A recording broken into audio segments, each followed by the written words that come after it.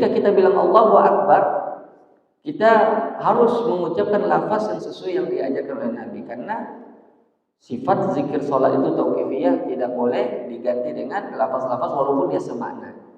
Begitu juga kita harus perhatikan lafaznya, jangan sampai kita saat di sini alhamdulillah imamnya sudah mantap.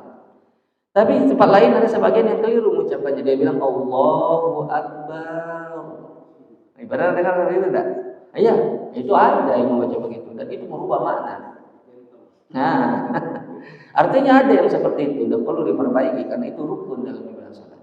Itu dari sisi fikihnya. Nah, ketika kita takbir kita angkat tangan. Mengangkat tangan sifat salat yang diajarkan Nabi ada dua model. Dan dua-duanya itu diriwayatkan dengan sanad yang sahih karena riwayat Bukhari dan Muslim dan riwayat Muslim. Yaitu sejajar dengan bahu dan sejajar dengan daun telinga. Dua-duanya itu sahih. Nah, ini sifat salat Nabi secara fikih yang diajarkan oleh baginda Rasulullah SAW. Tapi yang perlu kita tinjau ulang kembali, ada sebagian orang dia seperti azan, Allahu Akbar. Ini yang perlu kita tinjau ulang ini. Dari mana ini? Siapa yang mencontohkan ini? Nah, perlu kita cari. Ada hadisnya yang mencontohkan seperti ini, seperti orang mau azan, dia angkat tangannya. Karena telapak tangannya harus mengarah ke arah kiblat. Itu sifat sholat Nabi secara fikih. Nah, kita tinjau dari sisi amalan hatinya sekarang. Secara fikih kita sudah bilang. Tapi ada sedikit dulu secara fikihnya, yaitu ketika kita mengangkat tangan. Bagaimana yang benarnya? Kita angkat tangan dulu, Allahu Akbar, artinya mengangkat tangan dulu, atau ucapan Allahu Akbarnya duluan, atau boleh sejajar Allahu Akbar. Yang mana yang benar? Kita bilang begini, Allahu Akbarnya belakangan, atau bilang Allahu Akbar dulu, Allahu Akbar, baru tangannya belakangan diangkat, atau sama-sama Allahu Akbar. Yang mana yang benar itu? Boleh tiga-tiganya. Itu warid dari Nabi SAW, semuanya dari sanad yang sahih. Nabi mencontohkannya. Karena waktu kita tidak mencukupi, tidak mungkin kita sebutkan satu persatu hadisnya.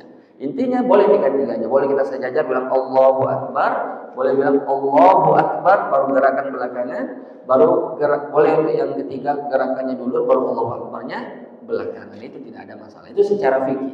Baik, sekarang kita tinjau secara amalan hatinya. Ketika kita mengucapkan Allahu Akbar, apa yang mestinya kita hadirkan di hati kita? Allahu Akbar itu artinya adalah Allah Maha Besar, artinya adalah yang hadir di hati kita itu satu-satunya Allah. Tidak ada yang lebih besar daripada Allah. Semuanya jadi kecil, pekerjaan kecil, kesibukan kecil, dunia kecil. Itu maknanya Allahu Akbar itu. Allah Maha Besar, tidak ada yang lebih besar daripada Allah. Jadi kapan Allah Maha Besar? Jadi ketika kita sholat, betul-betul Allah yang hadir di hati kita. Betul-betul kita sedang berdialog dengan Allah, sedang berdiri di hadapan Allah. Itu artinya Allah Maha Besar. Tapi kapan yang besar itu masih dunia besar, kesibukan masih besar, itu tidak akan khusyuk sholatnya. Masih kesibukannya masih berputar-putar di sekitar hawa nafsunya itu, atau bisikan-bisikan yang dibisikkan oleh yang setan bernama setan khinzab namanya. Nah, itu amalan hati yang perlu kita hadirkan ketika kita mengucapkan takbir. Betul-betul dengan penuh pengagungan kita merasa kita sedang berdiri di hadapan Allah yang Maha Besar, kita sedang berdialog dengannya.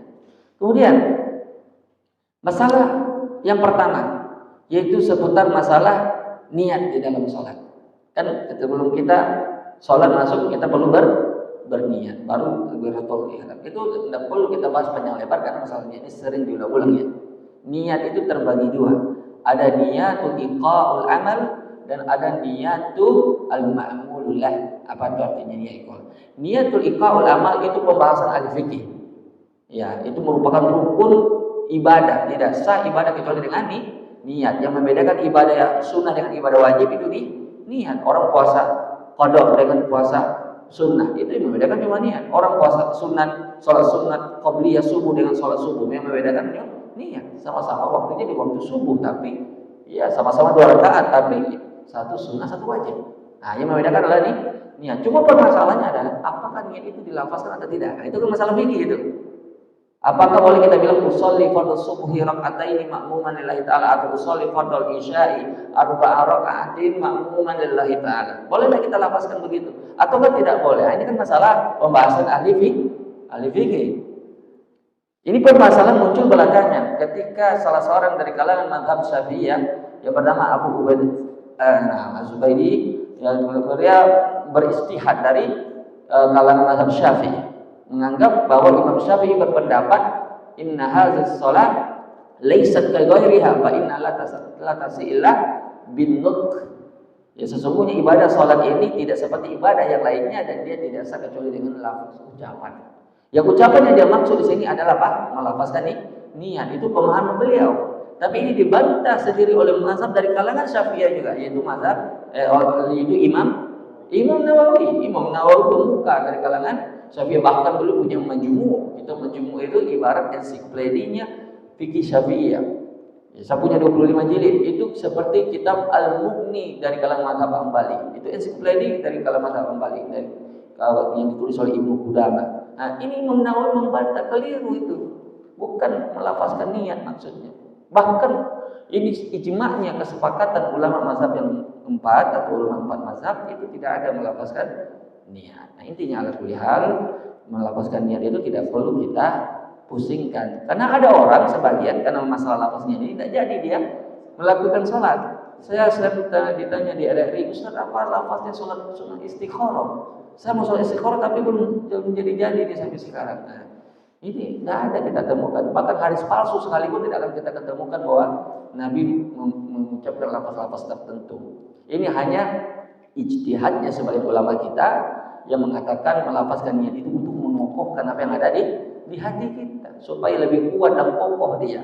Dan sebelumnya mereka sudah sepakat bahwa niat itu letaknya di hati. Itu tidak ada perbedaan pendapat. Cuma kemudian mereka berselisih atau berbeda pendapat apakah boleh dilafazkan atau tidak. Mayoritas mengatakan tidak. Ya sebagai ijtihad mengatakan boleh. Nah, maka kita kalau mau aman cari yang disepakati. Yang disepakati apa?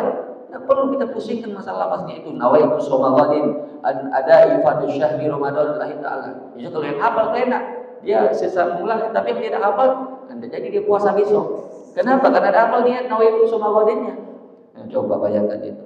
Begitu juga mau berwudu, nawaitul wudu li raf'il hadatsil asghar fardhu lillahi ta'ala. Itu kan hal-hal yang seperti itu memberatkan sebetulnya, bahkan membuat was-was. Ada orang yang mau takbir berkali-kali dia ulang takbirnya karena belum tepat niatnya. Nah, ini justru menimbulkan was-was. Nah, ini perlu kita ingatkan. Baik, kita pindah ke masalah bacaan iftitah. Setelah kita takbir kemudian kita iftitah, dan iftitah itu ada dari riwayat Nabi 13 model iftitah yang datang dari Nabi. Boleh kita baca Allahu Akbar kabira, walhamdulillahi katsira. Boleh kita baca Allahumma ba'id baini wa bainal khotoya kama ba'adta bainal masyriqi wal maghrib. Banyak model-modelnya yang bisa kita pilih di situ.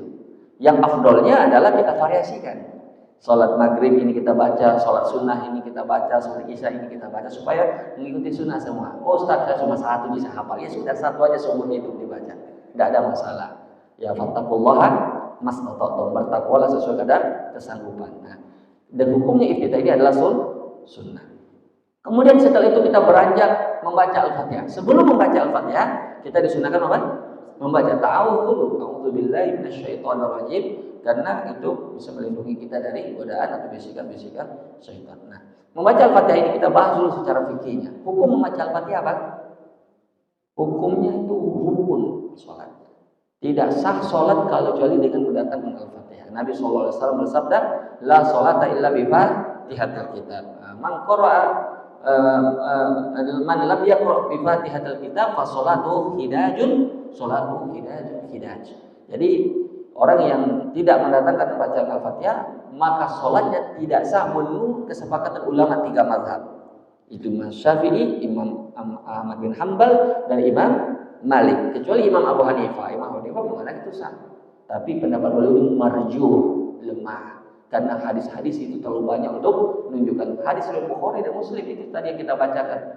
Ya, bahkan Nabi ketika sholat subuh beliau menyuruh sahabatnya untuk membaca Al-Fatihah. Artinya apa? Al-Fatihah itu rukun. Tidak sah sholat seorang kecuali mendatangkan Al-Fatihah, baik bagi imam maupun bagi makmum maupun bagi sholat sendirian. Baik. Nanti kalau ada yang bertanya kapan imam membaca itu, nanti itu tidak terlalu bermasalah. Intinya baca Al-Fatihah. Nah, itu dari sisi fikihnya. Sekarang kita berbicara dari sisi amalan hatinya.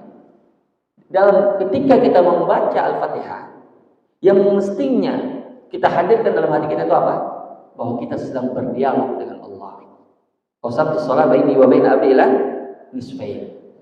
Saya membagi sholat antara hamba menjadi 2 bagian. Idza qala al-'abdu alhamdulillahirabbil alamin hamidani abdi. Apabila kita mengucapkan alhamdulillahirabbil alamin, hambaku memujiku. Wa idza qala rahmatin, apakah hadza baini wa baina abdi wa li abdi masal. Ini antara aku dan hambaku, dan aku mengabulkan apa yang diminta oleh hambaku. Baru kita bilang ihdinas siratal mustaqim.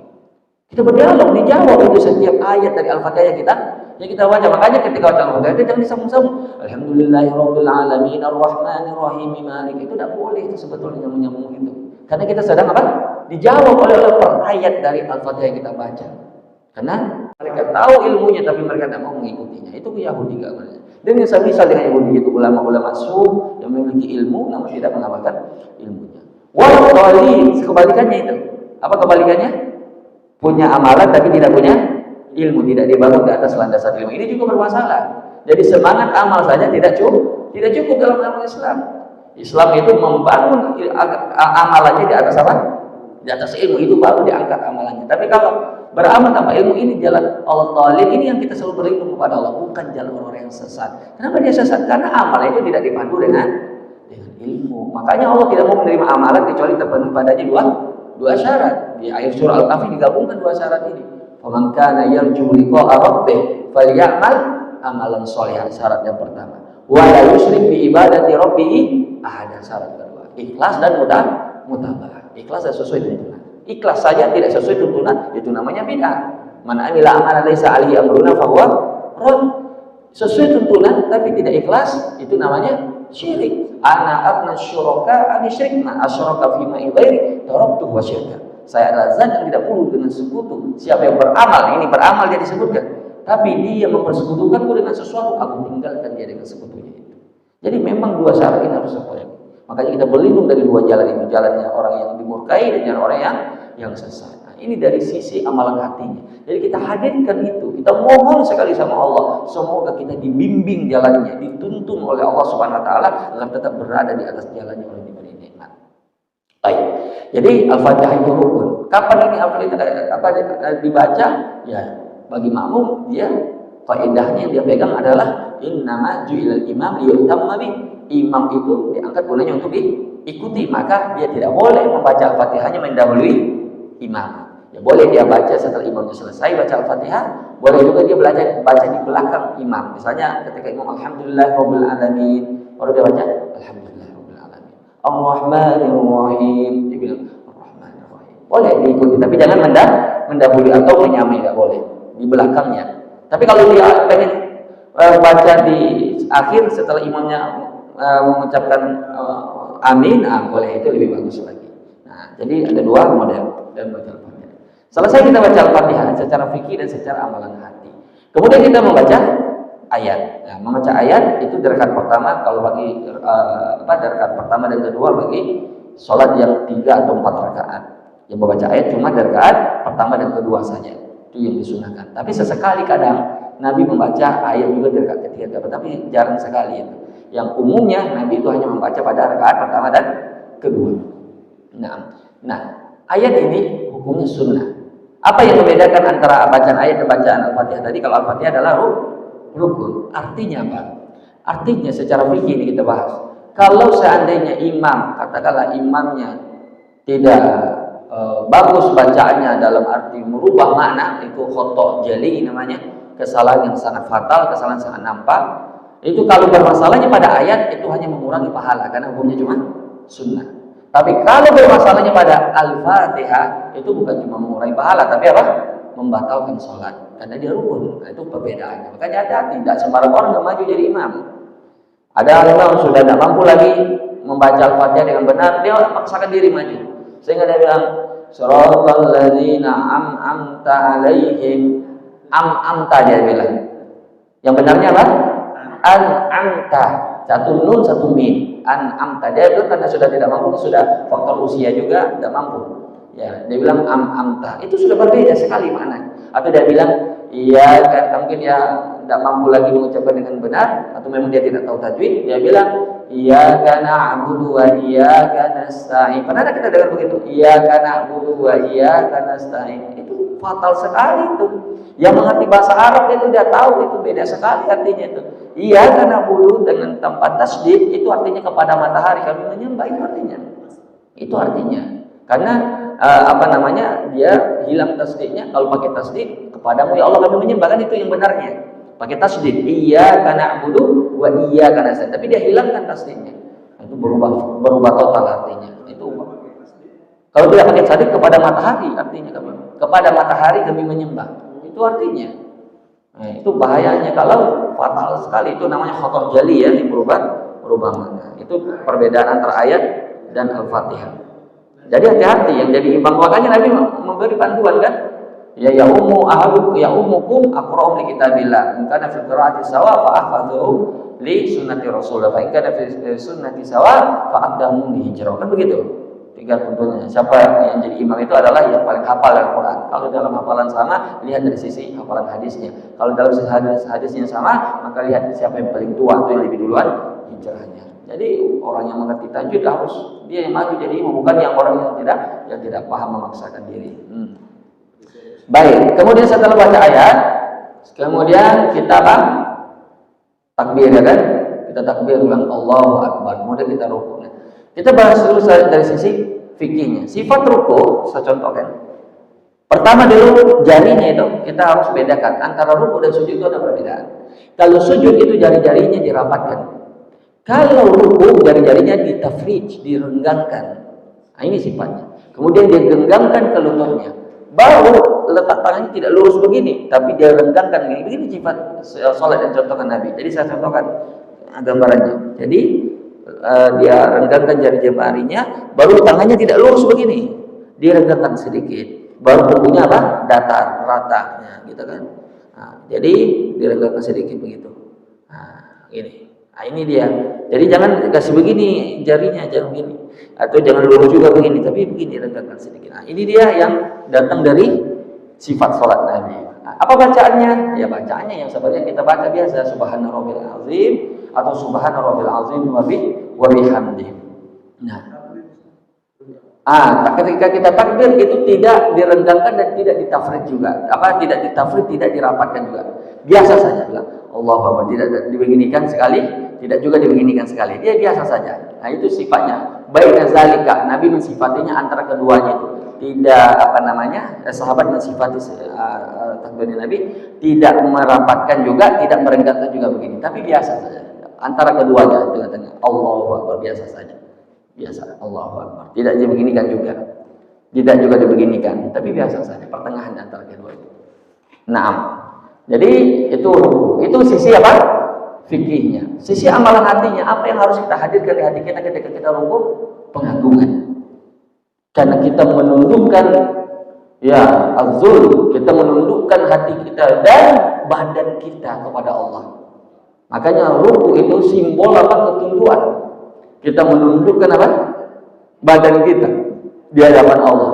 Maka dari itu kita paham bahwa membungkukkan badan, menundukkan badan itu simbol pengagungan. Dan itu hanya boleh kepada Allah. Tidak boleh kepada makhluk atau kepada manusia. Ini yang sering kita ingatkan. Makanya ada kita tradisi di Bugis, tradisi tabe itu tidak dilarang. Menghormati orang tua bagus, Islam tidak melarangnya. Yang dilarang membungkukkan badannya yang dilarang. Tabe tapi kita jangan membungkukkan badan biasa aja. Karena membungkukkan badan itu hanya hak Allah semata.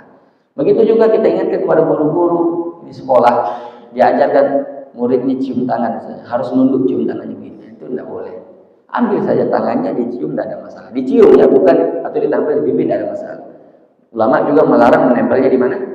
Di kening. Kenapa? Karena ini mereka namakan ini sujud kecil. Karena kening ini ada tempat sujud. Jadi jangan ditaruh tempel di sini. Biasanya murid-murid itu selalu diajar sama gurunya tempel di sini. Itu diingatkan itu. Di sini atau di sini boleh, tidak ada masalah. Nah, itu pengagungan kepada Allah, hanya boleh untuk Allah. Kadang pun orang Jepang begini-begini tuh, ya, agama mereka beda dengan kita, ya kan? Kalau Jepang itu salam hormatnya berbeda ya, dia tunduk-tunduk bumbu-bumbu gitu. Setelah kita ruku, mengerti amalan hati yang sudah kita bangkit kita dari ruku, yaitu i'tidal. Kita bilang sami Allahu liman hamidah. Baik, kita tinjau dari sisi fikihnya sedikit. Kalimat sami Allahu liman hamidah itu wajib sholat. Nah pertanyaannya, Apakah makmum mengucapkan juga sami Allahu liman hamidah seperti imam mengucapkan sami Allahu liman hamidah, ataukah mereka langsung mengucapkan Rabbana lakal hamdu? Tetap baca. Ada dua pendapat di sini memang harus kita sebutkan secara fikihnya karena perbedaan dalam memandang hadis atau memahami hadis. Ada hadis Ibnu Umar yang mengatakan idza kabaru fakabbiru idza raka'a farka'u wa idza qala sami Allahu liman hamidah faqulu Rabbana walakal hamdu. Ini yang dijadikan dalil oleh ulama yang mengatakan makmum mengucapkan Rabbana walakal hamdu. Idza qala sami Allahu liman hamidah, apabila imam mengucapkan sami Allahu liman hamidah, faqulu ay antum, maka kalian mengucapkan yang para makmum Rabbana walakal hamdu. Tapi ulama yang mengatakan mengatakan tidak, ini hadis tok tidak cukup untuk diambil hukum di sini.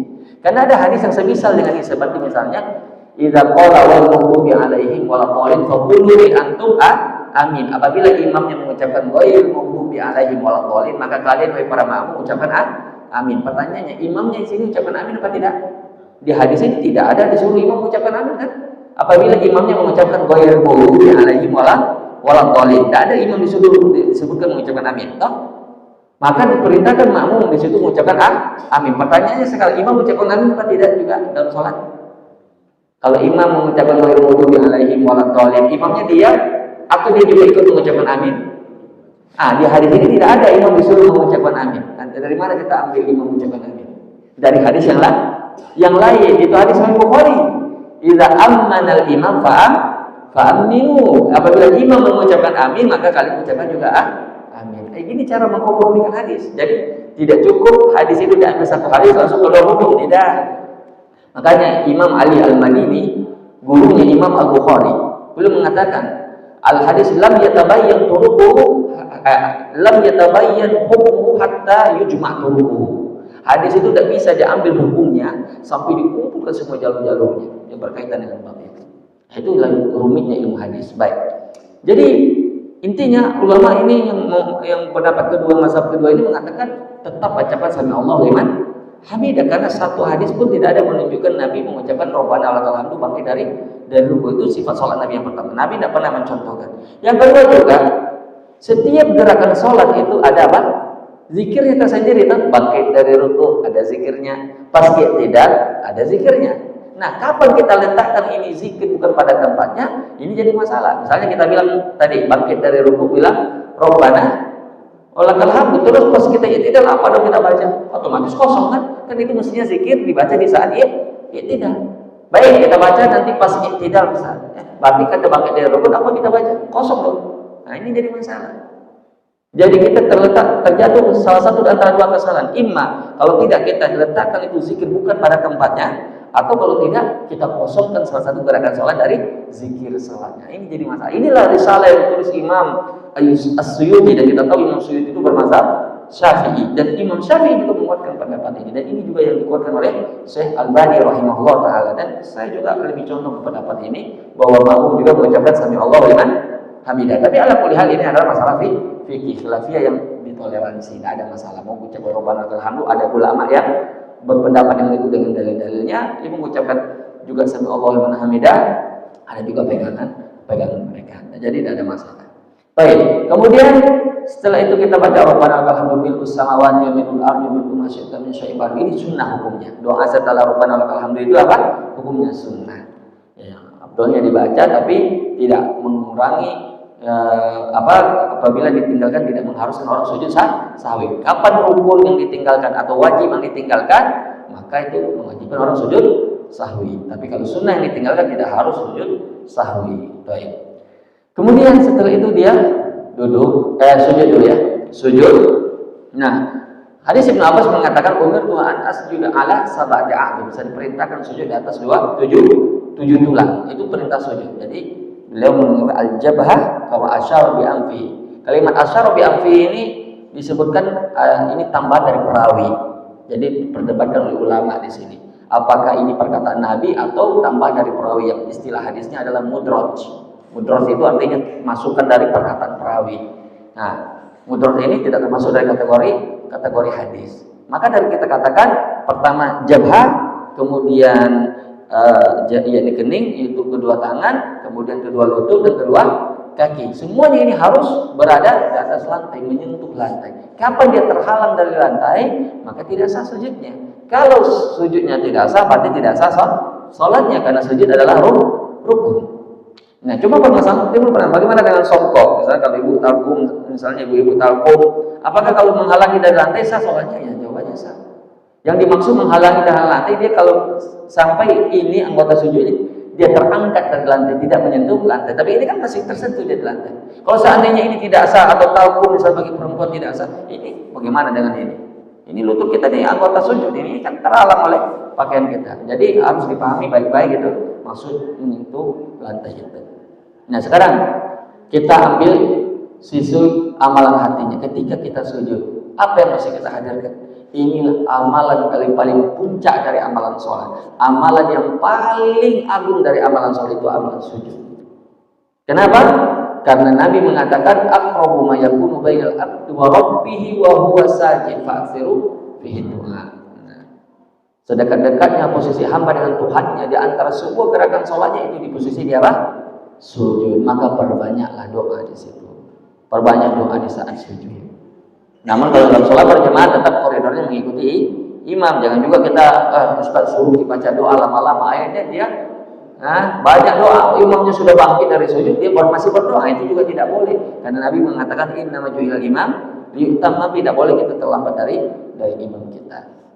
Baik, setelah sujud kita duduk, kita baca Rabbil Fili, kemudian nanti rakaat kedua kita tasyahud. Nah, tasyahud ini ada sedikit masalah fikihnya juga, yaitu masalah kaitannya dengan menggerakkan telunjuk. Itu saya kira ada terlalu penting ya, karena ini sama-sama kuatlah pendapat dari kalangan hadis. Ada yang mengatakan menggerak-gerakkan telunjuk, ada yang mengatakan isyarah saja. Ini hanya perbedaan ilmiah.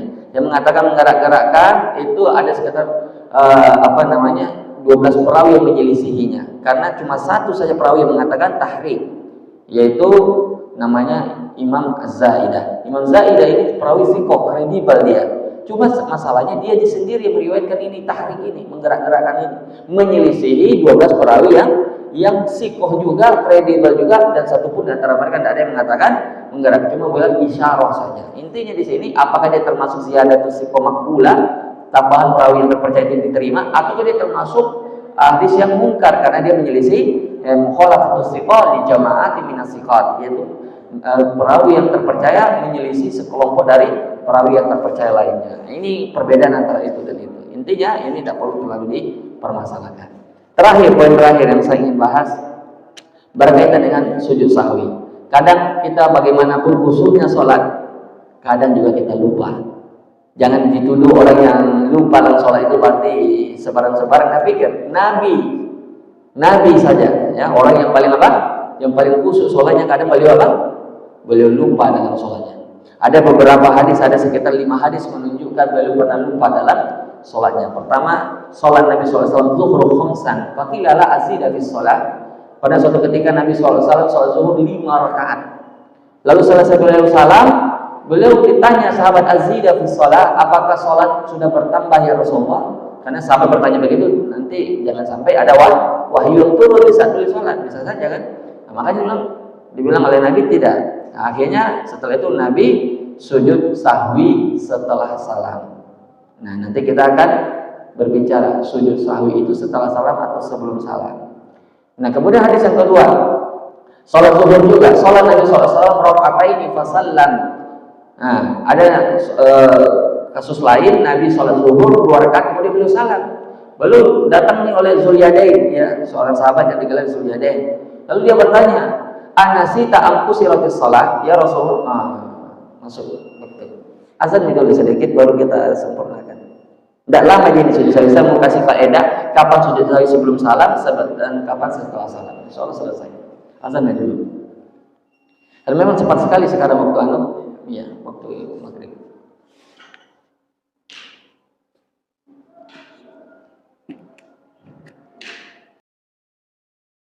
Itu yang pertama hadisnya, berkaitan dengan menambah gerakan sholat, menambah rukun sholat, beliau melakukannya setelah salam. Nah, berkaitan dengan yang kedua, mengurangi, ya. Hadisnya, sallallahu lana Rasulullah sallallahu alaihi wasallam raka'ataini min ba'di shalatin tsumma qama falam yajlis Faqama an-nasu ma'ahu falamma qada sholata wa nazara taslimu kabbar qabla taslim fasajada sajdatai summa wa huwa jalisun summa sallam. Jadi beliau lupa ini tasyahud awal. Mestinya beliau duduk untuk tasyahud awal, lalu beliau lupa, lalu beliau berdiri.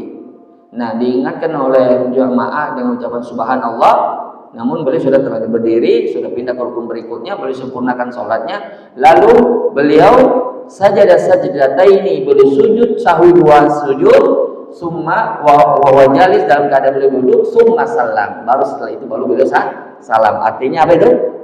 Artinya sebelum salam. Jadi sujud sahwi disebabkan oleh kekurangan, ya, dia kurang meninggalkan tadi duduk tasyahud awal, maka sujudnya sebelum salam. Yang ketiga itu karena ragu, yaitu hadisnya idza syakka ahadukum fi sholatihi falam yadri kam shalat salasan am arba'an falyatrahi syak wa yabni ala mastaiqan. Nah, itu hadisnya. Jika salah seorang di antara kalian ragu dalam sholatnya dan dia tidak tahu apakah sholatnya 3 atau 4 rakaat, Nabi bilang falam yadri, ya, tidak bisa dia tarjih, tidak bisa dia kuatkan 3 rakaat atau 4 rakaat, sama-sama kuat 50-50 dugaannya, maka falyabni ala mastaiqan, dia bangun itu rakaatnya di atas yang dia yakini, yaitu yang paling sedikit, yaitu rakaat yang 3. Kalau ragunya antara 3 dan 4, maka itu berarti yang yakinnya adalah yang 3. Sama kalau orang rawah misalnya, ini sudah 6, 7 atau 7 ini, maka dia bangun di atas yang yakin. Yang mana itu yang yakin? Yang 6, yang sedikit. Nah, itu kalau tidak bisa dikuatkan salah satunya, sama-sama kuat. Tapi kalau seandainya bisa dikuatkan salah satunya, ini istilah ahli fikihnya ghalabatul dzan atau dugaan kuat, ini beda sujud sahwinya. Kalau yang tidak bisa ditarjih, maka ini sebelum salam. Kalau yang bisa ditarjih, ini sesudah salam. Jadi kesimpulannya kita poinkan, kalau artinya sujud sahwi, sujud karena lupa dan disebabkan oleh 3 hal, imma karena menambah, atau karena mengurangi, atau karena ragu. Dan ragu pun lagi dirinci, ada yang bisa dikuatkan, ada yang tidak bisa dikuatkan. Kalau tadi menambah, maka sujud sahwinya kapan dilakukan? Sesudah salam. Itu hadis-hadis yang muncul. Nabi kalau menambah gerakan sholat, beliau sujud sahwinya setelah salam. Kalau dia mengurangi, seperti tadi Nabi lupa sujud duduk tasyahud awal, beliau sudah pindah ke rukun berikutnya, itu kan dia kurang, mestinya duduk kan, itu wajib sholat itu, maka beliau sujud sahwinya sebelum salam karena mengurangi. Nah, berkaitan dengan perpindahan ini, misalnya orang imamnya lupa, dia mau berdiri padahal dia mestinya harus duduk. Nah, kemudian jamaah mengatakan subhanallah. Nah, ada 2 gambaran di sini, ada 2 keadaan. Pertama, kalau tidak dia langsung berdiri, misalnya dia mungkin karena sudah terlalu cepat dan makmumnya terlambat mengingatkan, dia sudah berdiri duluan, maka dia tidak perlu kembali, karena dia sudah pindah ke rukun berikutnya. Dia cukup tambal itu dengan sujud sahwi seperti yang terjadi pada Nabi ini. Jadi tidak perlu lagi sudah berdiri tegak langsung duduk lagi, tidak, sudah berdiri tegak lanjutkan. Nah, jadi kita lihat gambaran pertama ini. Gambaran kedua ada gambaran kedua kalau diingatkan oleh jamaah, dibilang oleh jamaah subhanallah, dan jadi dia berdiri, dia kembali duduk, dia pas mau berdiri, jamaahnya langsung duduk, ingat subhanallah kan, langsung dia duduk. Pertanyaannya, apakah perlu sujud sahwi kalau kondisinya begini atau tidak? Kenapa tersesat? Nah, dia duduk kembali, dia sempat dia berdiri, bisa baru mau berdiri, dia baru mau berdiri, tidak sempat berdiri terus, kembali dia duduk, baru mau, ya kemudian kembali duduk. Itu biasa ini terjadi. Jadi masalah kalau misalnya berdiri. Kalau sudah berdiri harus sujud sahwi. Suara tidak mau juga, jadi apa? Kalau bagaimana? Punya imamnya sudah berdiri, dan jamaahnya tidak mau berdiri. Itu keliru, itu kita menjelaskan, itu keliru di jamaah. Kalau imamnya sudah berdiri, itu ikuti, karena innama ju'ilal imam yu'tamma bihi, walaupun kita tahu itu salah, karena imam itu diikuti, tidak boleh kita menyelisihinya. Makanya nanti kita sujud sahwinya bersama imam ketika itu. Ya kalau tidak, kita sholat masing-masing jadinya nanti. Nah, kalau imamnya dibiarkan berdiri sendiri, kita sendiri duduk. Intinya walaupun kita tahu itu salah, kita wajib ikuti. Nah, tapi permasalahannya tadi, gambaran kedua, kalau makmumnya ingatkan, lalu imamnya tidak jadi berdiri, langsung dia kembali duduk. Baru mau berdiri, dia duduk kembali. Pertanyaannya, masih perlu dia sujud sahwi atau tidak? Tidak perlu. Kenapa tidak perlu? Karena tidak ada yang dia tambah, tidak ada yang dia kurangi. dia tidak jadi pindah ke rukun berikutnya sehingga dia tidak menambah. Dia tidak ada yang kurangi, dia kembali di duduk. Nah itu. Jadi tidak perlu sujud sahwi. Karena banyak juga orang ya dia bilang saya ragu ini siapa sujud. Tidak ada perlu sujud sahwi di situ. Saya pahami ya. Jadi itu kesimpulannya. Nah, jadi sujud sahwi itu ada pada 3 tempat, karena menambah, mengurangi, atau karena ragu. Dan itu kita semua sudah tahu. Dan terakhir, permasalahan terakhir mengenai sujud sahwi, atau sebelum terakhir lah, karena ada 2 masalah. Masalah berikutnya, bagaimana kalau makmum yang masbuk, perlu dia sujud sahwi juga atau tidak? Misalnya terlambat kita datang, imamnya sujud sahwi, kita datang sebagai masbuk, perlu tidak ikut imam? Kita tidak tahu menawi, tiba-tiba sujud sahwi aja kita masbuk, perlu atau tidak ikut? Ini perlu dirinci. Kalau kita dapati imam di saat kesalahannya itu atau kelupaannya itu dia melakukan kelupaan itu, maka kita juga wajib ikut sujud sahwi. Misalnya nih, imamnya lupa di rakaat kedua, kita masbuk di rakaat kedua misalnya. Kita dapat itu kesalahan imam itu, kelupaan imam itu. Setelah dia rakaat kedua, kemudian dia lupa sesuatu besar, kemudian dia sujud sahwi. Maka walaupun kita datang di rakaat kedua, karena kita dapat ini kelupaannya, kita wajib juga ikut sujud sahwi. Tapi kalau kita datangnya di rakaat ketiga, kan dia kesalahannya di rakaat kedua tadi, kelupaannya di rakaat kedua, berarti kita tidak mendapati, berarti kita tidak perlu sujud sahwi. Ya bisa dirinci ya, kalau kita dapat baru kita sujud sahwi. Kalau kita tidak dapatkan kesalahan yang menyebabkan sujud sahwi itu, tidak perlu sujud sahwi. Permasalahan terakhir, kapan jarak seseorang itu masih boleh sujud sahwi? Misalnya yang hadis-hadis yang menunjukkan sujud sahwi Nabi kan selesai sholat, kan? Nabi selesai sholat duduk di pojok masjid lalu datang sujadah. Bagaimana kalau dengan orang yang dia ingatnya agak lama, agak jauh tentang waktunya? Misalnya dia lupanya di waktu zuhur, menjelang asar baru dia ingat, atau dia lupa mestinya sujud sahwinya setelah sholat asar, nanti menjelang sholat maghrib baru ingat. Apakah masih wajib dia sujud sahwi atau dia ulangi lagi sholatnya dari awal? Karena kalau dia otomatis dia tinggalkan rukun, artinya sholatnya kan tidak sah. Tapi kalau dia tambah dengan sujud sahwi, dia cukup dengan, misalnya kalau kayak tadi Nabi cuma sholat zuhur 2 rakaat, dia cukup nambah 2 rakaat aja, tidak perlu diulang dari awal. Baru setelah itu ditambah dengan sujud sahwi. Tapi bagaimana kalau jaraknya sudah jauh? Maka jawabannya harus diulang lagi apa? Sholatnya dari awal. Andai kata itu kayak kasusnya Nabi tadi, setelah sholat zuhur boleh cuma 2 rakaat baru salam, nanti menjelang sholat asar baru beliau ingat itu, maka beliau tidak boleh nambah 2 rakaat baru sujud sahwi. Artinya tidak pernah boleh contohkan itu. Artinya beliau harus mulai apa? Dari awal lagi. Dan itu yang beliau contohkan. Tapi karena kasusnya masih dekat dari waktunya, karena habis sholat baru diingatkan, maka beliau cukup sholat 2 rakaat saja, karena yang kurang dari rakaat yang beliau tinggalkan cuma 2 rakaat. Baru setelah itu sujud sahwi. Tapi kalau sudah jaraknya sudah jauh, maka dia harus ulangi sholat dari awal. Itu artinya mengkodok karena mau habis waktunya. Baik, sekira itu dulu pertanyaannya. Saya kira jelas ya. Kalau ada pertanyaan, saya kira mungkin iya bisa habis sholat isya. Kalau ada yang mau bertanya, saya persilakan. Baik, naktafi bihadzal qadar. Subhanallah bihamdika asyhadu an la ilaha illa anta astaghfiruka wa atubu ilaik. Assalamualaikum warahmatullahi wabarakatuh.